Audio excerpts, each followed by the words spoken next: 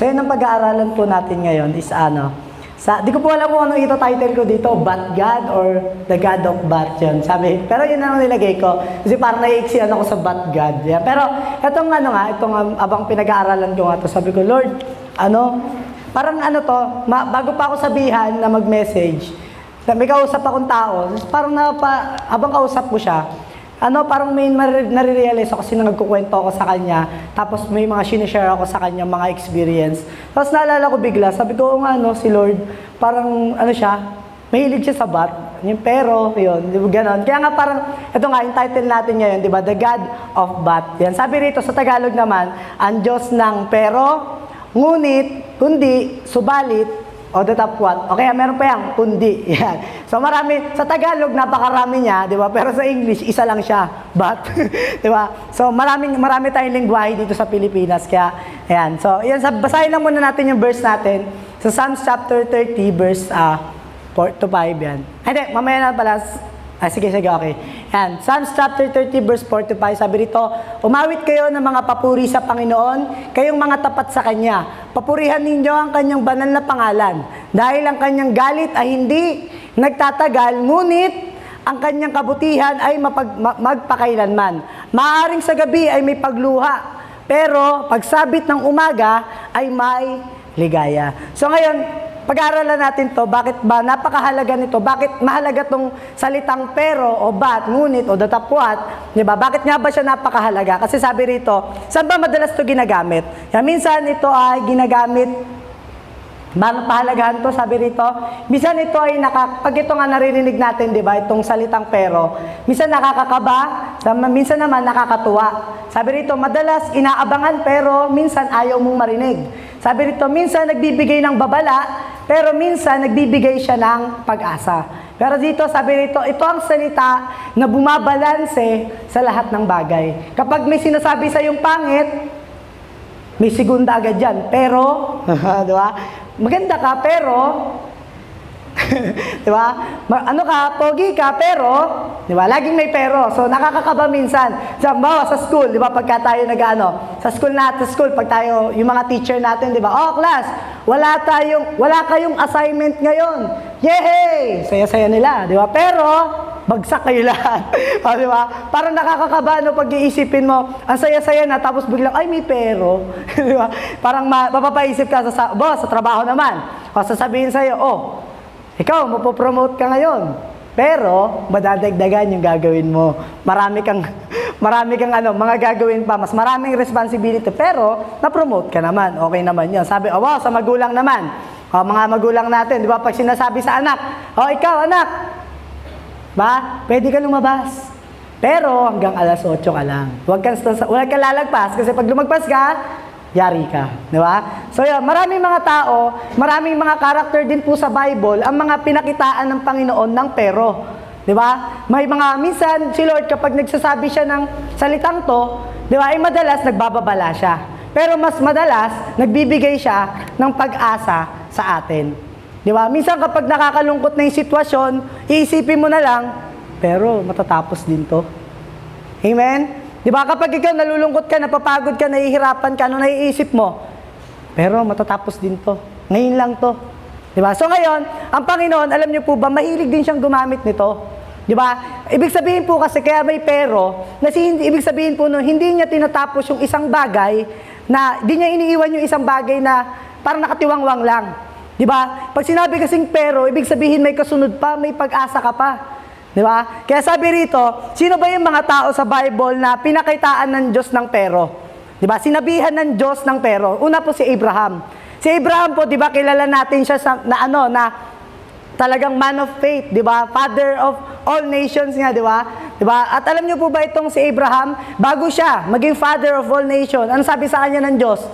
Magiging ama, di ba, bago ipangako sa kanya yon, di ba, sabi ni Lord sa kanya, magiging ama ka ng maraming bansa.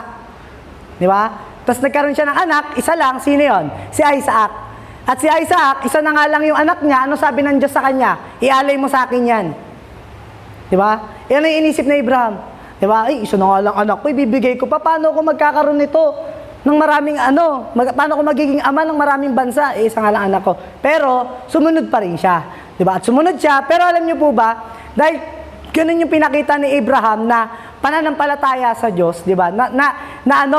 Nakamtan niya tong pag-asa na to. Itong salitang pero. Oo, di ba? Iaalay niya na sana yung anak niya, pero yung pala, sinusubukan lang siya. Di ba? Minsan po may mga pagkakataon, ganun ang Diyos sa atin. Minsan nakakaranas ka na parang hindi mo maintindihan. Di ba? Hindi mo maunawaan yung sitwasyon, pero huwag kang mag-alala, matatapos din yan. May intindihan mo rin kung bakit yan pinapagawa ng Diyos sa'yo. Baka kasi, kagaya ni Abraham, sinusubukan ka lang. Pero sunod, sino to? Si Jacob. Si Jacob, kilala natin tong isang sinungaling. Di ba? Kumbaga, mandaraya. Nandaya siya. Pero alam niyo po yung amazing dito kay Jacob, kahit na ganun yung nagawa niya, di ba? Pero ginamit pa rin siya ng Diyos. Di ba? Naging ang pangalan niya, Israel. Di ba? Ibig sabihin, pinagpala pa rin siya ng Diyos, kahit nakagawa siya ng mali, di ba? Nagsinungaling siya, di ba? Pero pinagpala pa rin siya ng Diyos. Sunod, si Moises. Di ba? Itong si Moises, anong sinasabi niya nung time na siya ay tawag dito? Siya ay tinawag ng Diyos. Nung tinawag siya sa Mount Sinai, anong sabi niya? Nung gagamitin siya ng Diyos, sabi niya, Panginoon, hindi ako magaling magsalita, bulol-bulol nga po ko eh. Di ba? Bulol ako siya, hindi ako masalita. Ang hirap, Lord. Di ba? Pero alam niyo po ba, itong si Moises, kahit nagdadahilan siya, anong ginawa ng Diyos? Pero, di ba, ginamit pa rin siya. Di ba? Ginamit siya para malid yung mga Israelita para papunta sa Promised Land. Ito naman, sunod si David. Di ba? Si David po, isa rin sa mga nagkasala. Di ba? Ito si David, pumatay, nangalun niya, di ba? At yung ginawa niya pa, yung nag-census siya, bawal yon. Ayaw ng Diyos yon. Di ba? Pero kahit ganon, nagsisi siya, di ba? Pero pinatawad siya ng Diyos. Ginamit pa rin siya, di ba? At patuloy siyang kumbaga, naging tanyag siya hanggang sa panahon natin ngayon. Di ba? Dahil lang sa pero na ibinigay ng Diyos sa kanya. Pag sinabi kasing but, di ba? Talaga nagkakaroon ka ng pag-asa. So yan, sunod po si Noah. Di ba? Yung panahon po ni Noah. Nung panahon po ni Noah, grabe, di ba? Gugunawin na ng Diyos, galit na ang Diyos eh. Kasi sukdulan na yung kasamaan ng mga tao. Pero, nakita niya si Abraham. Nagpe-pray. Di ba? At nagkaroon ng kaligtasan. Kaya may tao pa rin hanggang ngayon. Di ba? Pero kung hindi niya nakita si Abraham, walang pero. Di ba? Pero dahil nagpe-pray ka, di ba? Pero dahil ganito ginagawa mo, di ba? Si Noah ba? Sorry.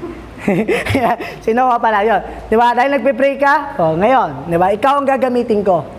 Amen? Di ba? Sunod po si Peter. Ito talaga si Peter, nakakatawa to eh. Di ba? Sinabi niya, Jesus, hanggang kamatayan, sasamahan kita. Pero ano nangyari kay Peter? Di ba? Dininay niya si Jesus 3 times. At nung pagka-deny niya, di ba? Siyempre, nalungkot siya. Di ba? Nawalan siya ng pag-asa. Kasi nga, si Jesus namatay na siya. So, wala na siyang chance para makahingi ng tawad kay Jesus. Patay na eh, wala na eh. Pero, praise God, nabuhay si Jesus. Di ba? Nabuhay si Jesus at nagkaroon siya ng pag-asa. Di ba? Nagkaroon siya ulit ng pagkakataon na kausapin si Jesus knows, makahingi ulit ng tawad. Di ba? Para magkaroon siya ulit ng chance na makapaglingkod sa Panginoon. Amen? Ito si Paul, grabe din to. Di ba? Si Apostle Paul, isa to, alam naman natin, kilala natin to na talagang nagpe-persecute ng mga Christian nung panahon niya.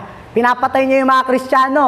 Di ba? Hinahadlangan niya yung papalawak ng salita ng Diyos o yung good news. Di ba? Pero, di ba, ginamit pa rin siya ng Diyos. Amen? Di ba? Kaya alam niyo itong mga example lang po to. Example lang po to ng mga tao na madalas talaga sinasabi ng Diyos, di ba? Itong salitang to, but, pero, ngunit, di ba? Kundi, di ba? Datapwat. Lalim, datapwat. Pero yon, sabi nga, pero bakit ba sinasabi ng Diyos to? Bakit ba lagi niya itong nababanggit? Kapag alam niyo po, pag sino rito may may app ng Bible, i-search niyo, lagay niyo lang, but, ang daming lalabas, halos 3,000 pataas. Ganun siya kamahalaga. Di ba? Ganun siya, ibig sabihin, ganun siya ginamit ng Diyos kasi importante siya. Kasi siya yung magbabalanse ng lahat ng sinasabi niya. Amen? Di ba? Halimbawa, sinabi ng Diyos, galit siya. Galit lang ba siya? Hindi. Lagi niya sinasabi, pero patatawarin ko kayo pag nagsisi kayo. Di ba? Paano kung walang pero? Di ba? Galit lang ang Diyos. Tapos tayong lahat. Di ba? Ibig sabihin po kasi, napakahalaga niya kasi ito yung magbabalanse ng lahat ng sinasabi ng Diyos. Amen po. Sabi rito, bakit ba natin kailangan? Bakit ba nagbibigay? Kailan ba nagbibigay ang Diyos ng salitang to? Una po, point number one, when God gives us a warning. Kapag ang Diyos po nagbababala siya sa atin, madalas ginagamit niya po to. Di ba? So, panahon po ng mga Israelita, lagi po yan. Lalo po nung time ng Exodus. Di ba? Lalo po nung binigay yung law. Di ba? Lagi nagbababala ang Diyos. At every time na magbababala ang Diyos, di ba? Halimbawa na lang, binagbigay si Lord ng sa Ten Commandments. Sabi ron, di ba? Igalang mo ang iyong ina at ang iyong mga magulang. Di ba? Anong pangako doon? Di ba? Meron daw ano yan? Parang, sa'yo hahaba yung buhay. So, yun. Ibig sabihin po kasi, kapag ang Diyos nagbibigay siya ng babala, ito po ibig sabihin yan. Una po, ayaw niya kasi tayong magkasala. Di ba? To avoid sin. Di ba? Bakit siya nag-warning? Kasi ayaw niya na magkasala tayo. Pangalawa po, yung malaman natin, yung limitasyon po natin. Amen? Di ba? Kaya siya nag-warning kasi gusto niya, panggang dito ka lang, huwag kang susobra kasi mapapasama. Di ba? Sunod naman, huwag mong gagawin yan kasi madelikado ka. Di ba? Mapapahama ka rin. So, yun. Una, to avoid sin. Pangalawa, to know your limitation. Pero bakit nga ba nagbibigay ng babala ang Diyos? Kasi po, number one, because God gives us a promise. Amen? Kapag nagbababala ang Diyos, ibig sabihin may pangako siya na ibibigay. Kasi yung pangako niya, ayaw niya, di ba, na hanggat maaari, di ba, hindi niya magawa yun. Kasi pag ang Diyos nangako siya, solid yun. Mangyayari yun. Kaya, pag nagbibigay ng pangako ang Diyos, sinisigurado niya muna na, kailangan, baka kasi maabuso tong pangako ko na to eh. Diba? O baka naman kasi maganto. Kaya, nagbibigay muna siya ng babala bago siya, di ba, magbigay ng pangako. Yan po ang unang dahilan kung bakit po nagbibigay ng warning ang Diyos sa atin. So, sabi dito sa Romans chapter 2, verse 7 to 8, sabi, bibigyan niya ng buhay. Yan, pangako ng Diyos bibigyan niya ng buhay na walang hanggan ang mga taong patuloy na gumagawa ng mabuti, naghahangad ng karangalan, kadakilaan at kawalang kamatayan. Ngunit, ito na yung warning ng Diyos, matinding galit at puot ang sasapitin ng mga taong makasarili at ayaw sumunod sa katotohanan kundi sa kasamaan. So yan po yung example, may warning ang Diyos, nasa dulo nga lang, diba? Pero, di ba may pangako siya? Pag nagbibigay ang Diyos ng pangako, ibig sabihin may warning din siya. Diba? Sino rito, yung binigyan ka ng pangako ng magulang mo, pero binigyan ka rin ng warning. Diba? O sige na, pagdating mo ng ganitong edad, pero wag mo munang gagawin yan, kasi masama yan. Pag ang magulang natin, nagbibigay sila ng warning, ng pangako, diba? Kumbaga, wina-warningan din tayo. Ganon din po ang Diyos sa atin. Sabi rito, hindi naman sa KJ ang Diyos dyan.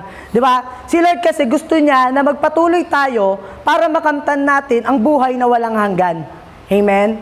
Di ba? Gusto niya po, kaya niya po sinasabi yung warning at yung promise, di ba? Kasi gusto niya po na makamtan natin yung buhay na walang hanggan. Kasi ayaw niya po tayong mapahamak.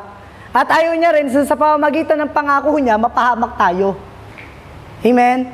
Kasi kaya siya nagbigay ng warning din, kasi para alam mo kung hanggang saan ka lang. Amen po?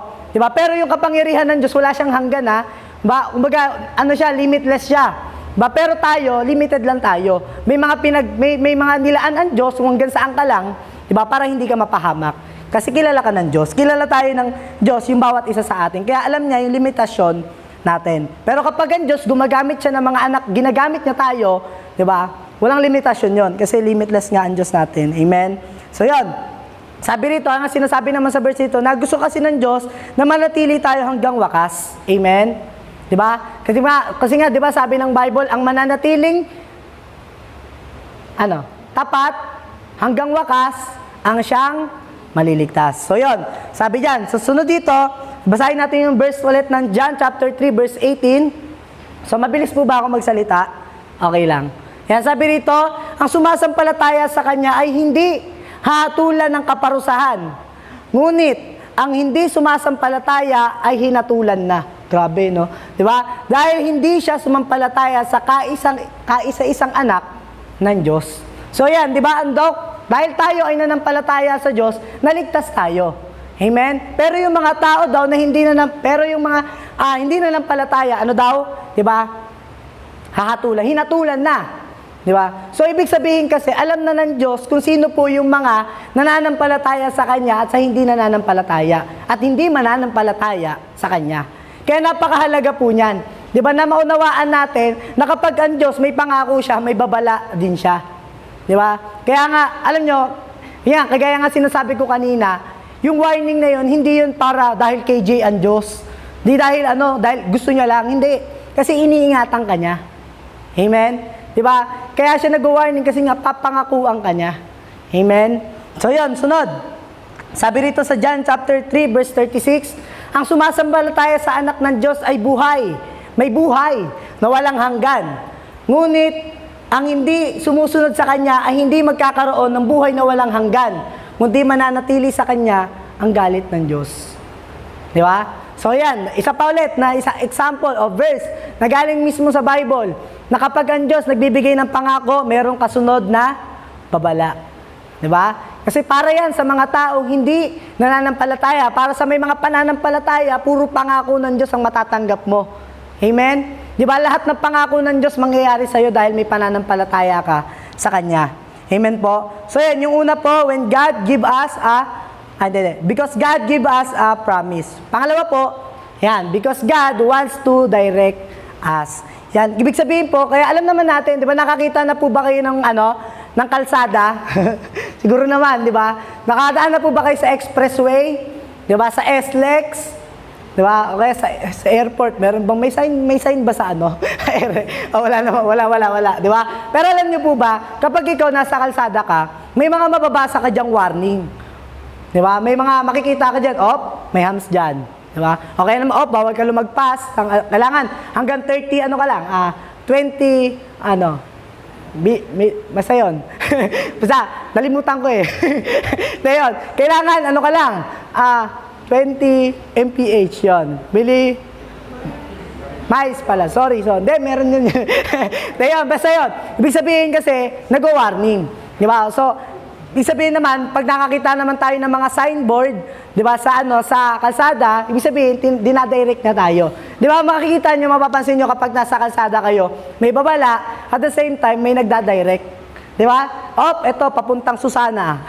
Ito, papuntang housing. Papuntang Magdaong. May mga sign kang makikita. May mga, may mga guide kang makikita. Amen?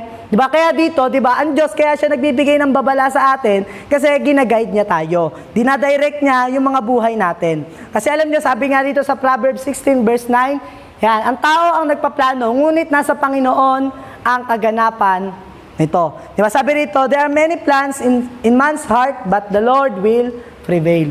Di ba? Alam natin, di ba, na marami tayong mga plano. May mga gusto tayong marating sa buhay, may mga gusto tayong gawin sa buhay, pero, ano pa rin daw? Ang Panginoon pa rin, nasa Panginoon pa rin ang kaganapan. Amen? Kung mangyayari ba yan o hindi. Di ba? Ibig sabihin po kasi, marami tayong mga plano, pero dahil ang Diyos, di ba, nagbibigay siya ng babala, at nagbibigay siya ng guide, dinadirect niya yung mga buhay natin, iniiwas niya tayo. Di ba? Sa mga plano, hindi naman dapat nating planuhin. Amen po? Diba? Kaya binibigyan tayo ng ganitong pangako ng Diyos kasi para malaman natin kung saan ba tayo papatungo. Di ba? Para alam natin kung saan tayo pupunta. Amen? Di ba? Sabi rito, yan, ulit po. Di ba? Kasi ang Diyos, nagbibigay siya ng, direction. Okay? Di ba? Una po, yun? Because God gives us a promise. Pangalawa po, God, di ba? Because God,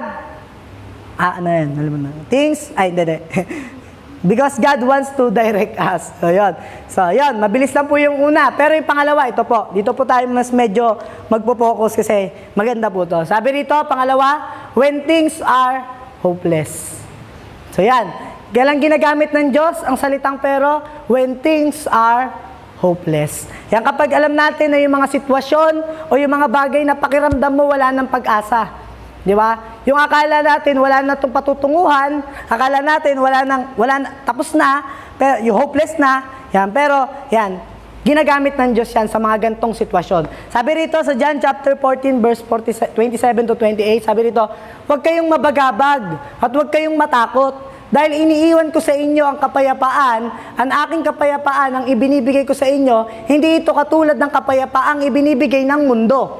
Narinig ninyo Ang sinabi ko na aalis ako, pero babalik din sa inyo. Kung mahal nyo ako, ikasisiyan nyo ang pagpunta ko sa Ama dahil mas dakila ang Ama kaysa sa akin. Saan niya to sinasabi? Di ba sa mga disciples niya? Di ba? Sa mga tao, sinasabi niya to. Ba, ibig sabihin, di ba, halimbawa, itong mga, ano na to, itong mga disciple na to, nung nalaman nila na aalis si Jesus, anong reaksyon nila? Masaya ba? Hindi. Nalungkot sila. Kasi imagine na, aalis si Jesus. Itong mga disciples na to, binigay nila yung buhay nila para kay Jesus. Iniwan nila lahat ng bagay para kay Jesus.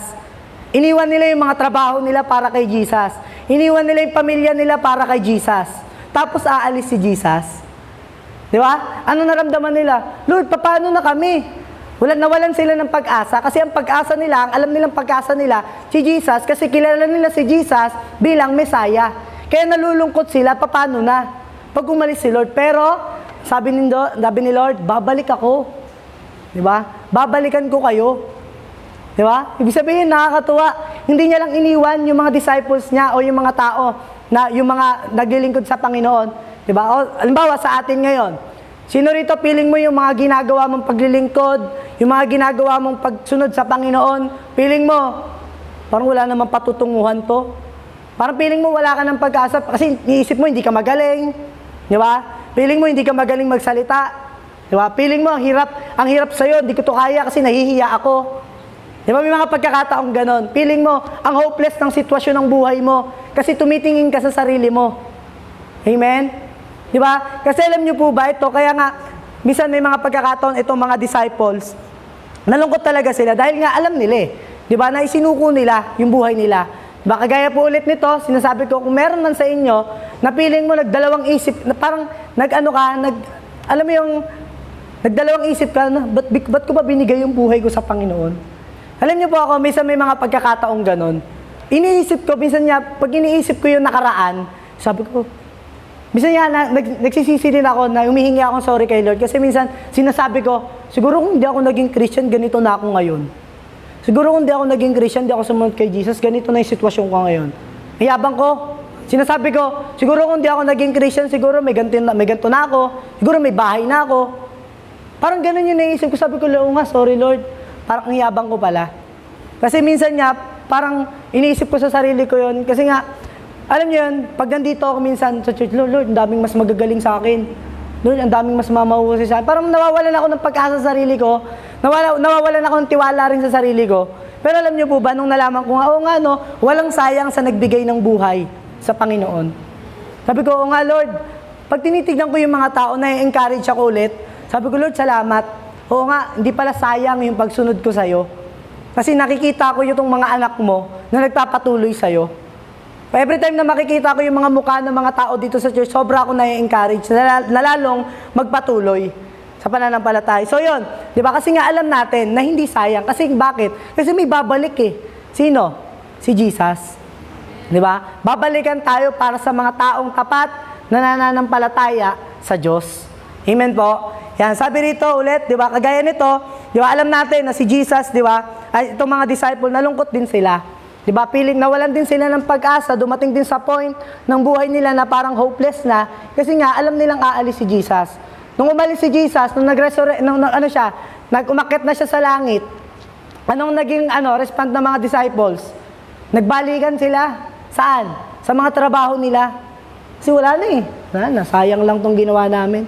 Sayang, parang ganun yung dati, parang nalungkot sila. Pero alam niyo po ba, di ba, nung tinupad na ng Panginoon ang pangako niya, di ba? Bumaba yung banal na spirito sa kanila. At doon nila naisip, bumalik nga ang Diyos. Amen? Diba? Sa pamamagitan ng kapangyarihan ng banal na spirito, pinaramdam ng Diyos na hindi ko kayo iniwan. Diba? May pinalit ako. Diba? Sino yon? Hindi pinalit, diba? Binaba ko yung banal na spirito para mag-encourage, para magturo sa'yo, para magpalakas sa'yo, at para samahan ka, saan ka man magpunta. So yon, when things are hopeless. Pero sabi rito nga sa Romans chapter 5 verse 10 din, so medyo ganon. Medyo popcorn ng konti. Pero sabi rito, dati kaaway tayo ng Diyos. Pero ngayon, tinanggap niya tayo. Tayong mga kaibigan sa pamamagitan ng pagkamatay ng kanyang anak. At ngayong mayroon na tayong magandang relasyon sa Diyos, tiyak na ililigtas niya tayo sa kaparusahan na sa pamamagitan ng buhay ni Kristo. Alam niyo po ba, alam naman natin na kung hindi po dumating si Jesus, wala po tayo dito. Di ba? Ibig sabihin kung hindi po, di ba, namatay si Jesus para sa atin, di ba? Yung mga buhay natin, hopeless na to. Sabi nga rito, yan, next po, yan, sabi rito, we are hopeless because of our sins. Yan, alam natin, di ba, na hopeless talaga tong mundo. Hopeless talaga tayo mga tao kasi alam nating makasalanan tayo. Amen po. Di ba? Pero, sabi rito, but God gave us His life to give us hope for eternal life. Eternal. Di ba? Eternal life. Yung tigas yan. Diba? Eternal life. Di ba? Ibig sabihin, ang Diyos, di ba? Oh, hopeless tayo. Alam ng Diyos. Di ba? Na hopeless tayo kapag wala siya. Kaya nga siya, binigay niya yung buhay niya para magkaroon tayo ng pag-asa, para malaman natin, di ba? At matagpuan natin yung pag-asa sa Kanya. At para magkaroon tayo ng buhay na walang hanggan. Amen po. At yung buhay na walang hanggan na yan, talagang yun yung pinaka-the best na pangako na ibinigay ng Diyos sa atin. Amen? Di ba? Isipin po natin, di ba? Oo, makasalanan. Oo nga, no? Makasalanan kami. Ang dami naming mga nagawang mali. Kahit nga mga Christian na kami, nagkakaroon pa kami ng kasalanan. Nagkakamali pa rin kami. Di ba? Pero yung ginawa ni Jesus, di ba? But God gave us His life, di ba? Once, di ba? Isa lang, pero para sa lahat. Di ba? Yung kasalanan mo ngayon, hanggang sa yung mga kasalanan mo mga nagagawa mo, di ba, pinapatawad ng Diyos. Amen? Di ba, kasi ganun siya. Di ba, binigay niya yung buhay niya para sa atin, di ba, kasi tinuring tayo dating kaaway ng Diyos eh. Kaaway tayo ng Diyos dati, pero ginawa tayong kaibigan ng Diyos sa pamagitan ni Kristo. Di ba? Eh kung alam niyo po, kung isipin niyo po, kung iniwan na lang ng Diyos na galit siya, iniwan na lang ng Diyos na kaaway niya tayo. Di ba? Ano kaya ang sitwasyon natin ngayon? Hopeless. Diba? Pero praise God, di ba? Kasi binigay niya yung buhay niya. Di ba? Para bayaran yung mga kasalanan natin. Di ba? Para tayo ay magkaroon ng buhay na walang hanggan. Amen po. Kaya nga sabi rito, ayan. Sabi rito, where your life is, there is your hope will be also. Parang ano lang yan. Where your treasure is, di ba? Ayan. There your... Basta yun, nandun yung puso mo. Diba? Nandun yung puso mo, then, no? So yun, parang gano'n lang din yan. Pero sabi nga rito, oo nga, tama. Diba? Where your life is, there your hope will be also. Kasi kung nasan yung buhay mo, nandoon yung, alin? Yung hope mo. Andun yung pag-asa. Ba't ba ako natatawa? Sabi rito, ayan. Kasi alam niyo po, kung nasan nga yung buhay mo, nandun nga talaga yung pag-asa mo. Ano ba, paulit-ulit ako. So, sabi nga rito, kaya alam niyo, yan, ulitin ko po, di ba, kung nasaan yung buhay mo, nandoon yung pag-asa mo. Ngayon, tanungin mo yung sarili mo, nasaan yung buhay mo ngayon? Nakanino ka ngayon? Nasaan ka ngayon? Di ba? Ikaw ba namumuhay ka dito sa mundo? Namubuhay ka ba para sa mundo? Nabubuhay ka ba para sa tao o para kung kanino man o para saan man? Diba? Pero alam nyo, kung nasaan yung buhay mo, nandun yung pag-asa mo. Amen? Diba? Dahil tayo, ang buhay natin, na kay Kristo, na kanino yung pag-asa natin? Na kay Jesus. Amen? Kaya sabi rito, yan, when you live for the world, your hope is in the world. Pansinin nyo yung mga taong makamundo. Anong pag-asa nila? Bawa ngayong pandemic, anong pag-asa nila? Vaccine. Turukan mo ako dito. Di ba, naalala ko sa barangay eh. Sabi nung isang basta medyo mataas na posisyon, sabi niya, okay, magpa-vaccine.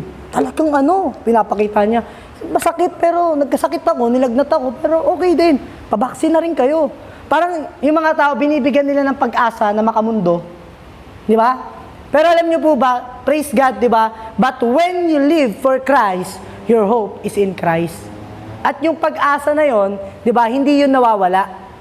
Amen? Nananatili yun hanggat nandito tayo sa mundo. Amen? Hanggat hindi pa bumabalik si Jesus, may pag-asa pa. Amen? Di ba? Kaya sabi rito, when you live for the world, o kung meron man dito, nabubuhay ka pa para sa mundo, di ba?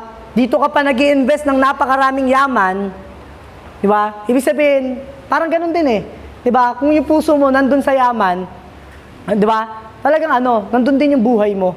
Kaya nga sinasabi rito na tayo dapat ang maging malinaw sa atin na ang hope lang natin si Jesus. Wala nang ibang sagot. Di ba? Sa lahat ng mga sitwasyon sa buhay natin, ano man ang sitwasyon natin sa buhay, walang ibang sagot. Sino lang? Si Jesus lang. Amen? Kasi siya lang yung hope na meron tayo. Hindi tayo umaasa dito sa mundo. Kasi yung mga bagay dito sa mundo natatapos, nawawala, naglalaho. Pero yung salita ng Diyos, hindi. Yung pangako ng Diyos, hindi. Yung binigay ng Diyos na pag-asa sa atin, hindi napapako. Amen? Diba? Kasi yun, totoo yun, sigurado yun, at katotohanan yun. Amen? Kaya sabi rito, sunod, yan, sabi rito, put your hope in Christ, He will never fail you. Amen? Diba? Kanino ba daw ilagay yung, yung hope mo? Kay Jesus. Kasi hindi siya nagpe-fail kahit kailan. Amen? Kaya, di ba, meron ba kayong nakita na nagtiwala sa Diyos na pinabayaan niya? Hindi, wala. Di ba? Kaya sabi rito, ang mga tao nagiging hopeless sila kasi tumitingin sila dito sa mundo. Di ba? Dito nila hinahanap yung hope nila.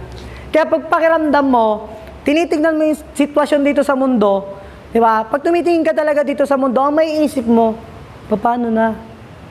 Ano nang pag-asa? Ano nang gagawin? Kasi ulit po, dito kasi sa mundo, kaya alam nyo kung bakit nagkakaroon dito ng salitang hopeless. Kasi dito sa mundo may limitasyon. Amen? Sa mundo po may limitasyon. Kaya kahit anong hanap mo, may nakikita ka, pwede to. Pwede natin tong gamitin, may pag-asa pa. Maayos pa yan, pag-asa pa. Paano pag wala na? Diba? Kasi lahat ng bagay dito sa mundo, pansamantala lang. Lahat ng nakikita ng mata, pansamantala lang. Pero yung bagay na hindi natin nakikita, yun yung pangwalang hanggan at yun yung nagtatagal. Amen po. Kaya kung ano po yung tinitignan natin, di ba? Ano ba yung tinitignan natin? Yung mga bagay dito sa mundo na natatapos din? O yung Diyos na hindi natatapos, pero hindi natin nakikita? Di ba? Yung Diyos na walang hanggan, yung Diyos na, hindi natin nakikita, pero yun yung pangwalang hanggan, yung may eternal. Di ba? Kaya dapat doon tayo magbigay, doon natin ilagay yung hope natin, kasi yun yung Diyos na hindi natatapos kahit kailan. Amen? Diba kasi eternal siya. Amen po? Kaya, pag dito ka sa mundo, kasi itong mundo, hindi naman to eternal eh. Kaya huwag kang titingin dito, may pagkakataon talaga may isip mo, wala nang pag-asa. May hangganan kasi. Diba? Pero kapag nilagay natin yung tiwala natin sa Diyos na walang hanggan, diba? Yung hope natin, parang yung pag-asa na ibibigay sa atin ng Diyos, wala ring hanggan. Amen? Wala ring katapusan. Amen po? Yan. Mag-amen naman kayo. So, yan. Hindi po galit ha. Ewan ko ba't parang... yan. Sabi rito, ano yung mga bagay sa buhay mo na feeling mo hopeless na? Yan. Sabi rito, may mga bagay ba sa buhay mo na feeling mo mahirap na ma-overcome? Ano yung mga bagay sa buhay mo na feeling mo namamatay na? Yung devotion mo, yung prayer life mo, yung spiritual na buhay mo, feeling mo namamatay na paunti-unti. Feeling mo parang pakiramdam mo namamatay na yung mga bagay na yun sa buhay mo. Yung dati umattend sa gawain, talagang on fire ka, talagang excited ka. Pero parang nawawala na. Di ba? Parang nagiging normal na lang. Di ba? Parang feeling ko religion na lang. Di ba? Parang ganon. So feeling mo namamatay na yung mga bagay sa buhay mo na dating meron ka sa Diyos. Halimbawa, yung devotion mo. Yung devotion mo ngayon, kamusta? Buhay na buhay ba? O malapit na rin mamatay? Di ba? O yung prayer life mo, yung pananalangin mo, yung pagtawag mo sa Diyos. Dati, Lord, talagang sobrang umiiyak ka, lumuluhod ka, dumadapa ka pa. Di ba? Kasi ganun ka nagpapakumbaba sa Diyos. Pero ngayon, ganun pa rin ba? O namamatay na? Sabi rito, yan, sa Luke chapter 20, verse 38, sabi dito, hindi sa Diyos na mga patay, kundi na mga buhay. Para sa Kanya, ang lahat ay buhay.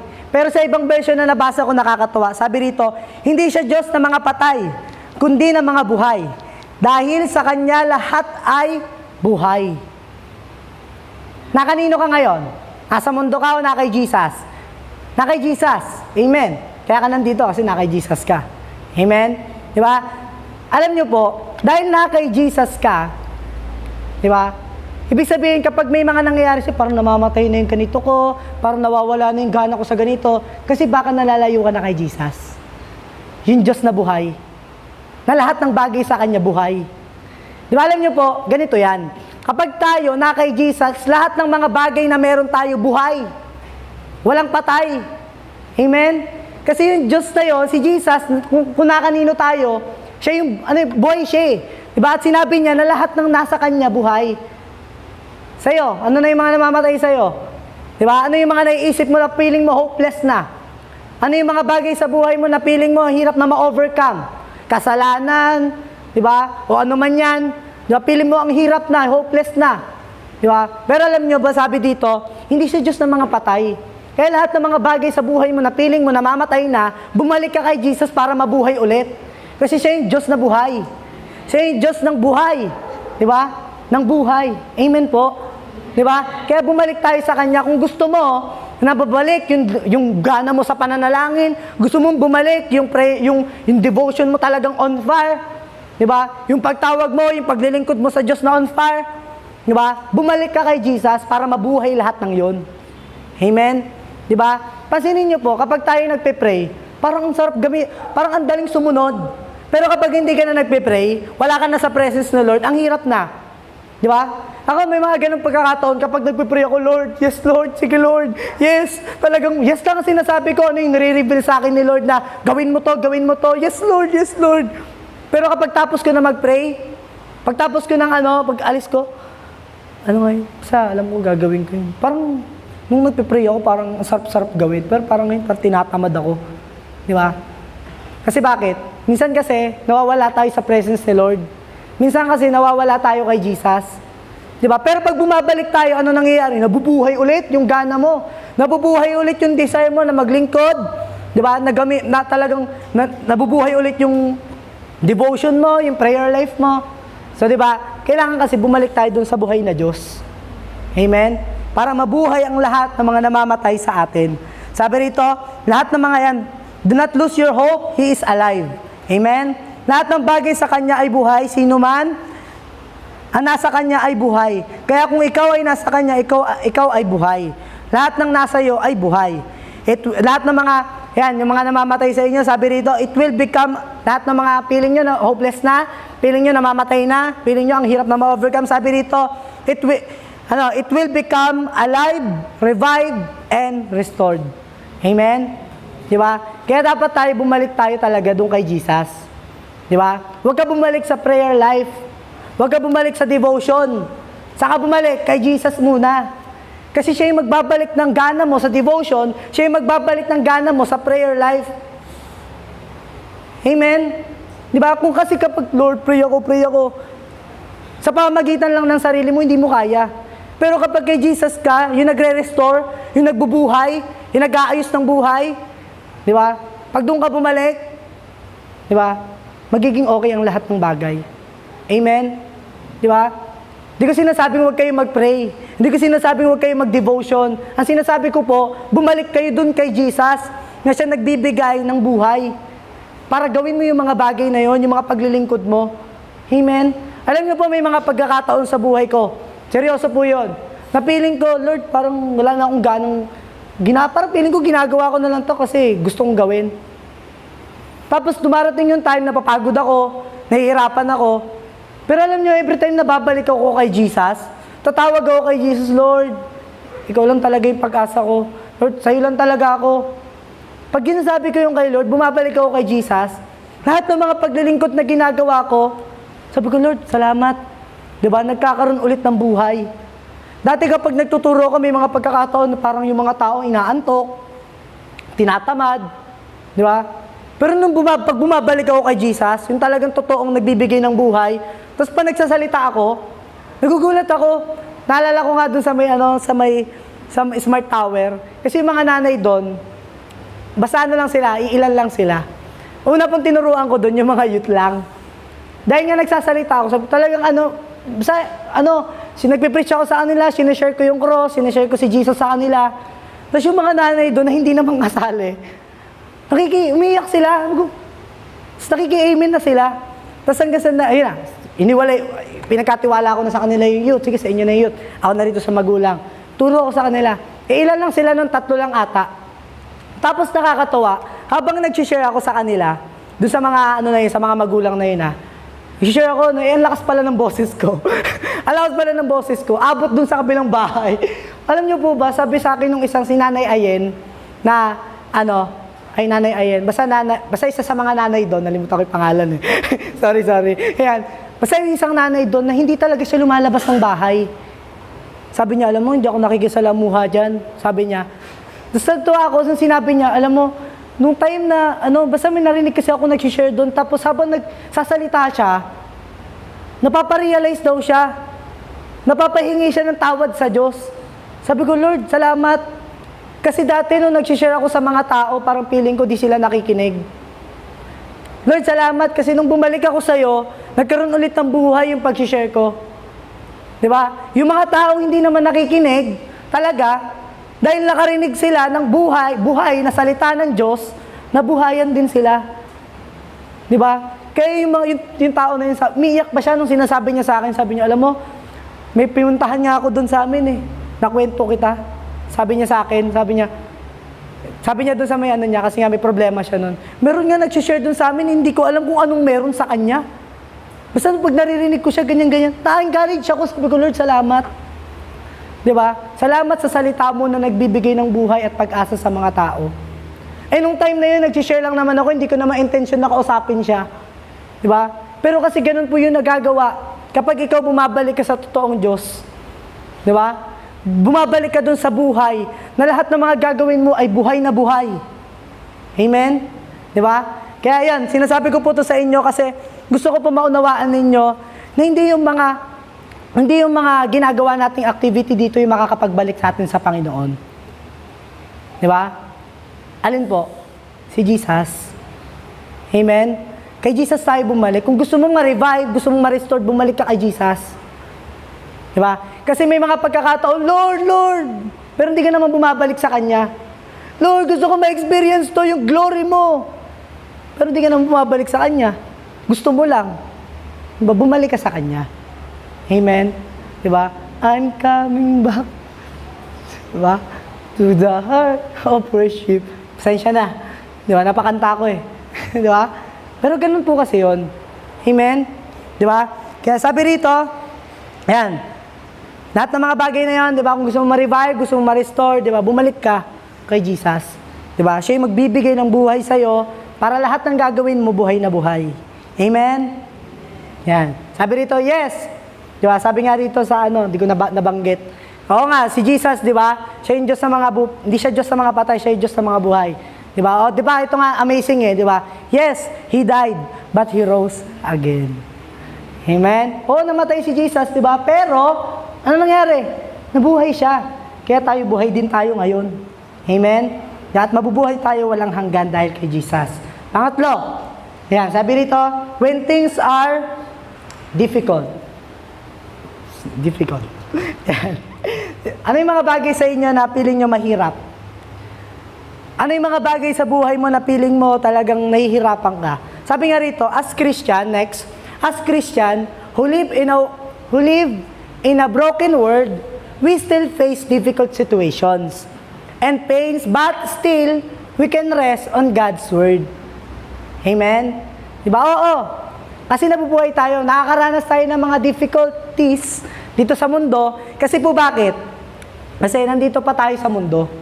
Diba? Dito talaga sa mundo, nakakaranas tayo niyan. Normal yan. Na nahihirapan ka, nasasaktan ka. Diba? Pero, diba? Still, we can rest on God's Word.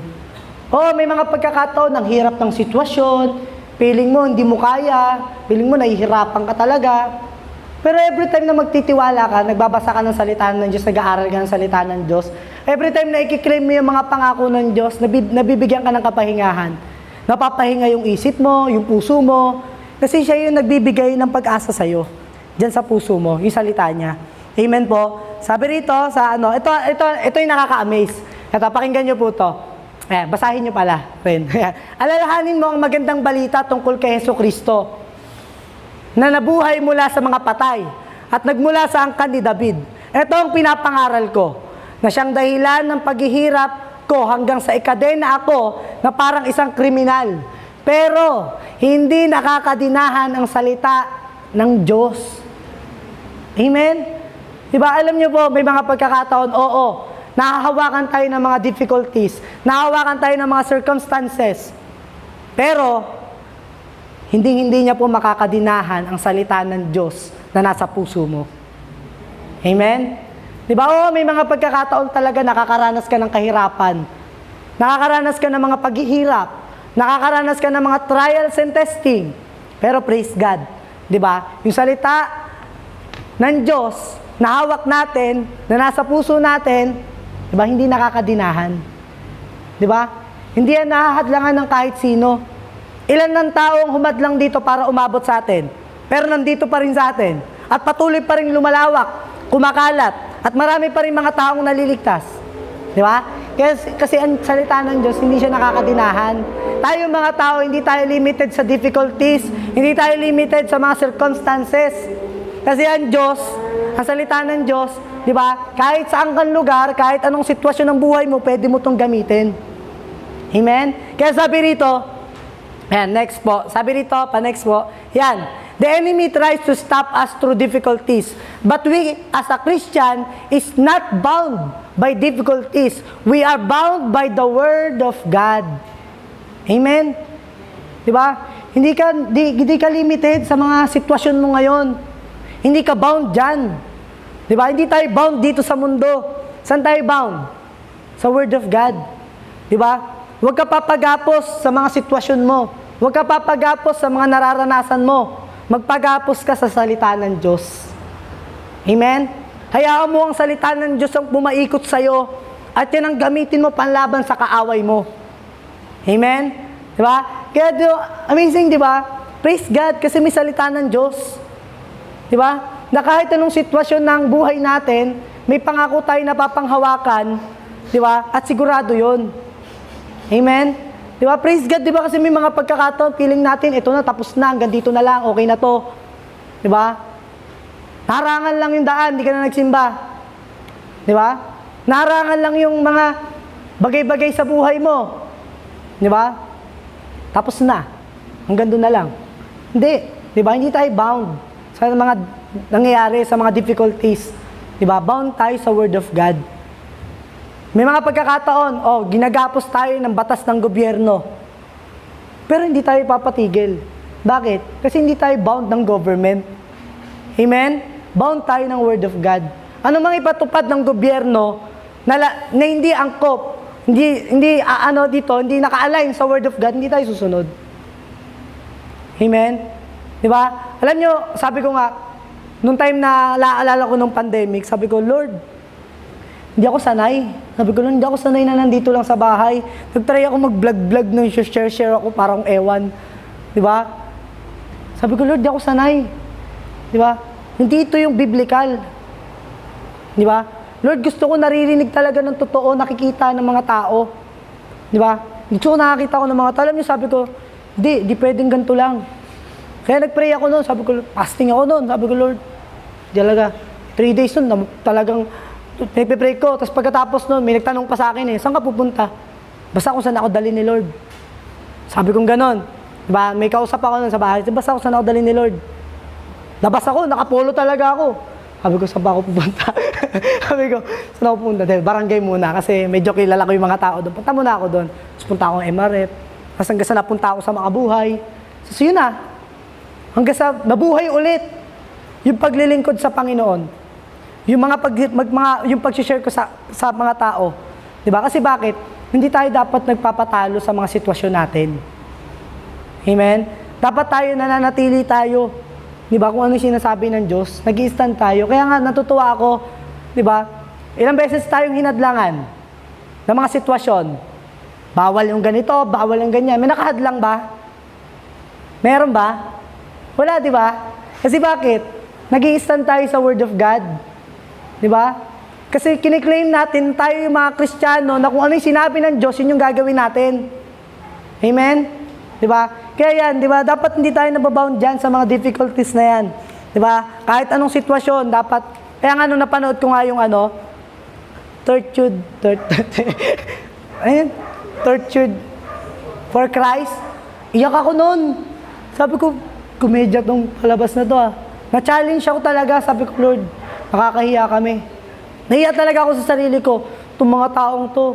Kaya simula nun, sabi ko, hindi, wala ako pa sa kanila, bahala sila, basta ako, sabi pa, hindi ko malilimutan yung sinabi ng isa dun Nung wala pa ako kay Kristo, hindi ko gagawin to.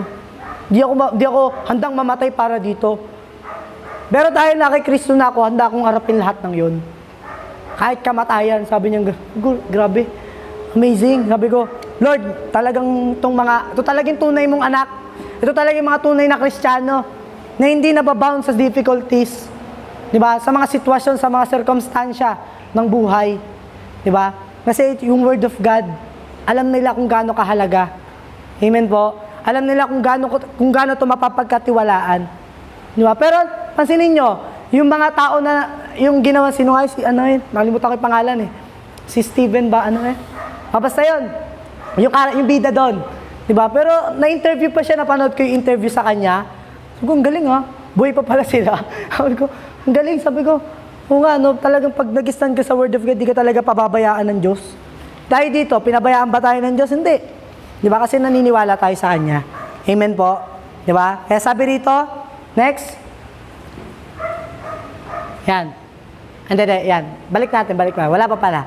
Yan, naalala niyo po yung mga Israelita. Ito po, isa to sa mga nakaka-amaze sa Panginoon na ginagamit niya tong salitang bat. Alam niyo po ba, yung mga Israelita, kilala natin to lalo nung panahon ng Judges, di ba? Talagang itong mga Israelita, napakatigas ng ulo. Kung ikaw yung makakabasa, parang maaasar ka sa kanila Ano ba kayo? Di ba? Mamang ba kayo? Papapaganong kayo. Paulit-ulit.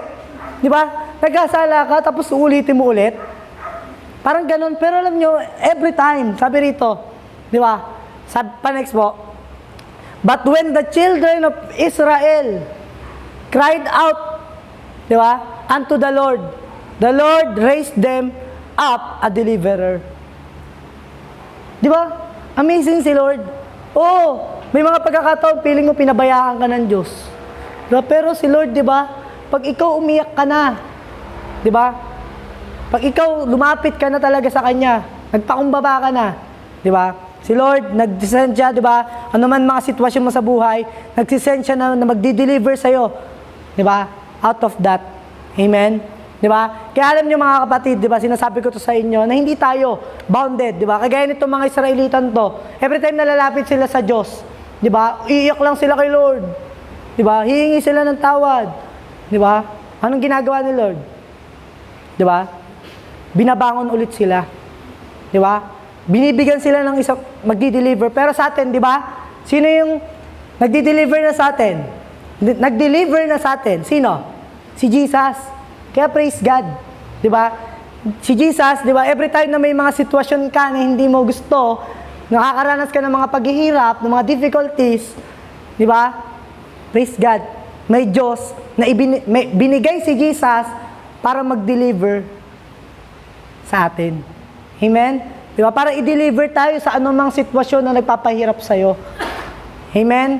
Di ba? Kaya dito, di ba, sinasabi dito, nung umiyak sila, nagsisend. Kaya alam nyo, kapag kayo nga nakakaranas kayo ng mga hirap o naman mga sitwasyon, mga problema, di ba? Lumapit lang kayo sa Diyos. Iiyak nyo na lang kay Lord. Di ba? Si Lord, di ba? Siya yung magdi-deliver sa'yo dyan.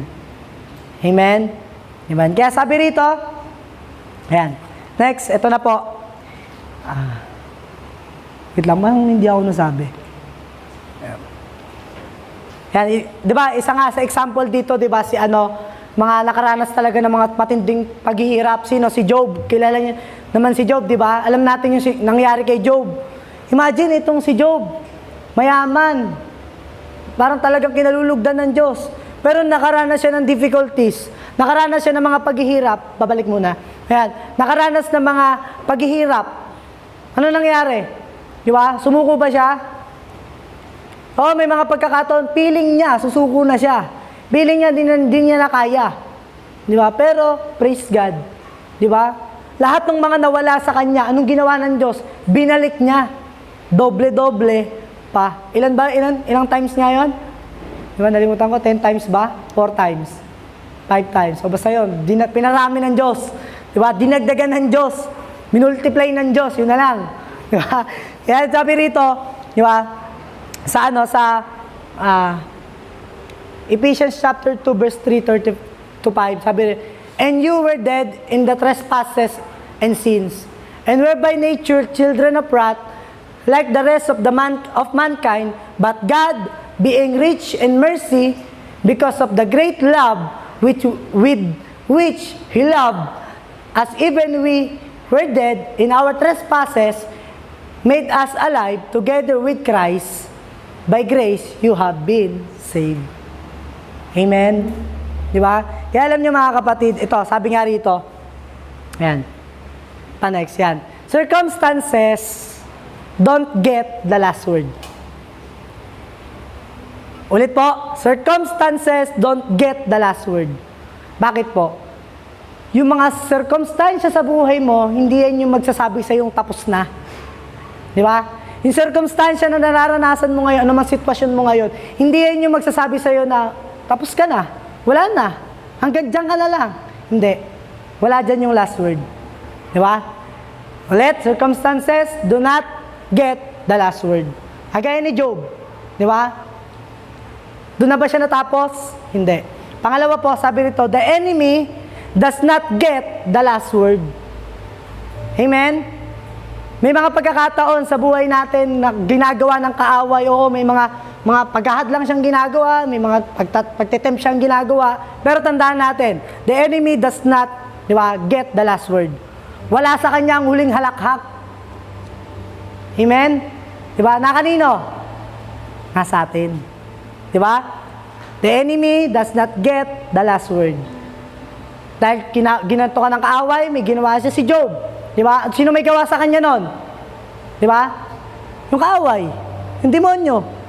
Siya yung may gawa nun sa kanya. Pero, natapos ba sa demonyo? Nasa demonyo ba ang huling salita? Wala.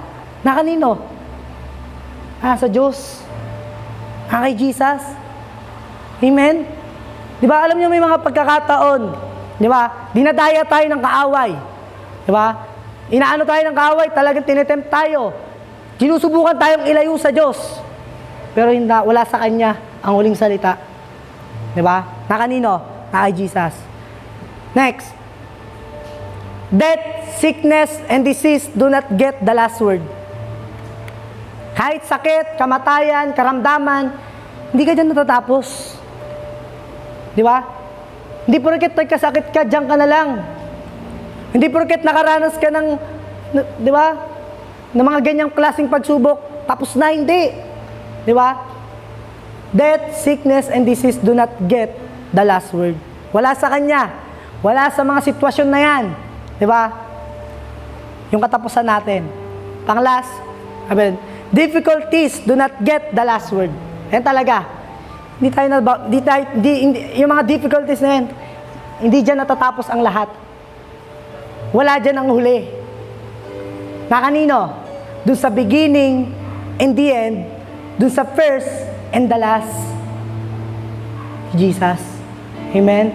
The everlasting God. Di ba? Wala sa mga yan ang makakapaghadlang sa atin. Wala sa mga yan, sa mga sitwasyon na yan, yung magtatapos ng mga pananampalataya natin, pagsunod natin sa Panginoon. Wala. Bakit? Because there is always the God of but. Diba? Ulit. Bakit daw hindi natin, hindi tayo dyan natatapos? Bakit sabi rito, circumstances do not get the last word, the enemy does not get the last word. Diba? Sickness and disease do not get the last word. Diba?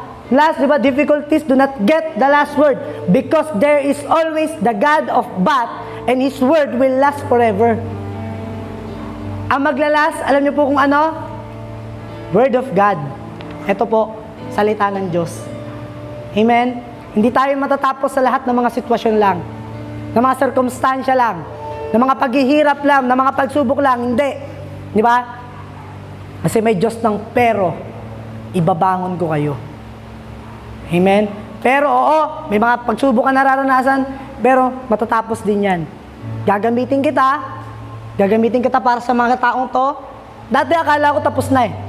Sabi ko, Lord, nung nakaranas ako ng pagsubok talaga sa akin, tinest ako ng kaaway, akala ko doon na lang eh.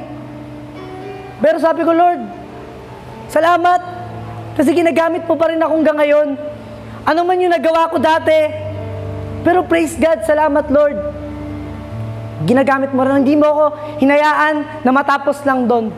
Salamat kasi may salitang pero, hindi pa ako tapos. Di ba? Praise God. Di ba? Kaya sabi rito, di ba? Oo, may mga pagkakataon talaga. Kahit yung mga karakter sa Bible, sila David, sila Moises, hindi sila nahadlangan ng mga sitwasyon kahit yung mga Israelita. Di ba? Itong mga Israelita, alam nyo, amazing to. Kasi alam nyo nung time na, parang inano sila ng mga taga-Babylonia. Anong pinangako ng Diyos? Ibibigay ko kayo sa kanila, pero yung mga nagpahirap sa inyo, gagantihan ko sila. Wala, sa mga sitwasyon lang, ang huling salita. Di ba? Na kanino? Nasa salita ng Diyos. Amen? Sa Word of God. Amen? Di ba? Matapos ang lahat ng bagay, mangyari ang lahat ng bagay, babalik tayo dito. Di ba? Alam natin, may mga pagkakataon talagang mahirap. Pero praise God, wala sa mga sitwasyon na yun ang huling halakhak nasa atin. Yung eternal, di ba, na salita ng Diyos. Ito. Amen? So, yan po. May papakinggan lang, may kanta lang akong nakaka-amaze ng nakanta na pinakinggan ko. Yan. Ang title niya, But God. Tutuwa ako sa kanta na to. Yan. Pakinggan na lang natin. Tapos, yan. Tapos na. Yan. So, yan. Sasabayan ko lang pong kumanta para yan. But, di ba?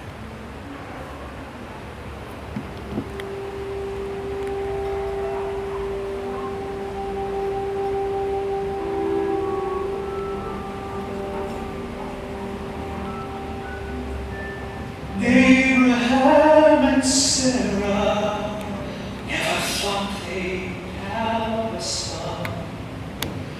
Then descendants came as countless as the stars. Moses and God's people had nowhere left to run. Then the waters of the Red Sea stood apart. So many times the light of hope was setting like the sun, and it seemed to the faithful it was over, it was done. But God sees a way when miracles are well beyond our view. His love saves the day when fear would tell us there is just no use. You can look the whole world over for the meaning of it all, for the purpose that mankind has always sought. In the end you'll discover there is no other answer but God.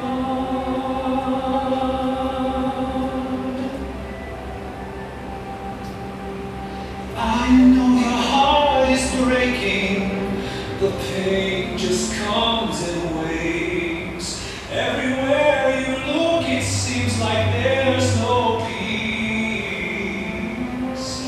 And you try not to give up, but the tears will not relent. Any minute now you might accept defeat. And you stand there with impossible, the next word on your lips, and your vision has been blinded, and nothing's making sense.